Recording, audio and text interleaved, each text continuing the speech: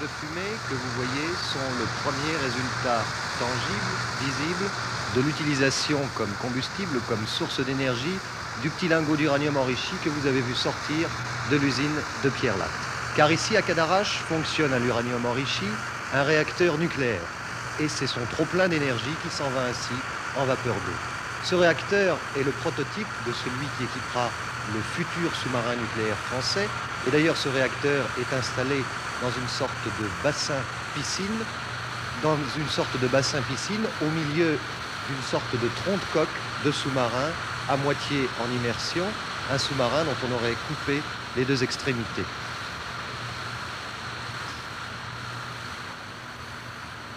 Voici maintenant l'intérieur de ce compartiment réacteur avec ce que vous pouvez apercevoir qui contient le cœur du réacteur nucléaire. Et ici, nous nous trouvons, Monsieur Ferry, dans la salle de contrôle de ce réacteur nucléaire avec un toit en plexiglas qui d'ailleurs ressemble aussi à la forme d'un sous-marin. C'est bien cela? Oui, nous avons installé les pupitres de contrôle du réacteur prototype à terre, qui sont d'ailleurs très concentrés, tout à fait comme seront installés ceux du sous-marin. Bien, nous avons vu que cela marchait. Est-ce que cela marche aussi facilement, par exemple, qu'un moteur à explosion? Est-ce qu'on peut l'accélérer et le ralentir? Oui, c'est très facile de faire une variation d'allure. On peut le voir? Volontiers. Il suffit d'appuyer sur le levier qui commande l'admission de vapeur aux turbines. On entend un petit bruit, c'est bien cela? C'est le bruit de la vapeur qui circule dans les tuyaux. Les turbines accélèrent et le réacteur suit automatiquement. Vous voyez d'ailleurs, en même temps, monter le nombre de tours de la ligne d'arbre. Et on voit également d'ailleurs le panache de fumée que nous avons vu tout à l'heure, qui a très nettement augmenté de volume. Dites-moi, cela a l'air facile à faire fonctionner. Est-ce qu'on peut expliquer aussi facilement comment cela fonctionne? Oui.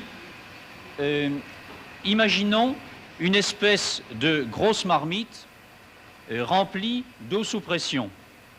On l'appelle la cuve du réacteur et dans cette marmite se trouvent des éléments combustibles. Cette marmite est étanche et elle contient de l'eau extrêmement propre. Les éléments combustibles contiennent de l'uranium enrichi et on amorce la réaction en tirant des croix de contrôle. L'eau s'échauffe, cela permet de produire de la vapeur qui fournit l'énergie nécessaire aux turbines. La réaction fournit la vapeur. Je me tourne maintenant vers Monsieur Chevalier, qui est le père de ce réacteur nucléaire et qui a dans les mains une de ces plaques d'uranium dont on parlait à l'instant. Les militaires, on le sait, se servent d'uranium très enrichi. Est-ce qu'on peut concevoir qu'on puisse se servir aussi d'uranium moins enrichi?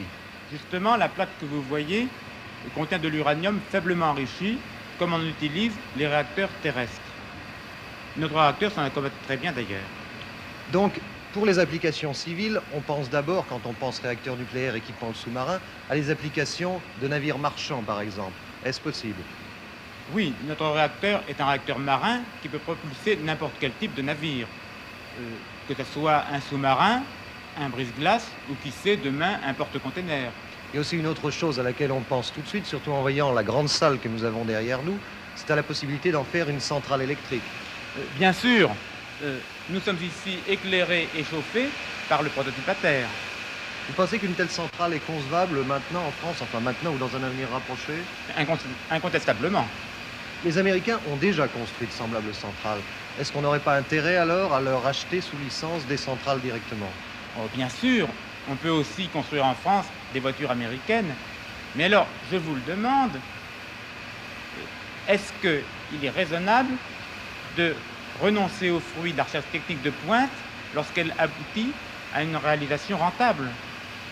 Une telle politique ne pourrait qu'encourager les jeunes les plus doués à se tourner, sinon vers d'autres pays, du moins vers des secteurs moins ingrats. C'est la fuite des gens vers l'étranger, ce qu'on a vu dans certains pays étrangers. C'est sur ce thème de réflexion que nous allons repasser l'antenne à Pierre-Latte.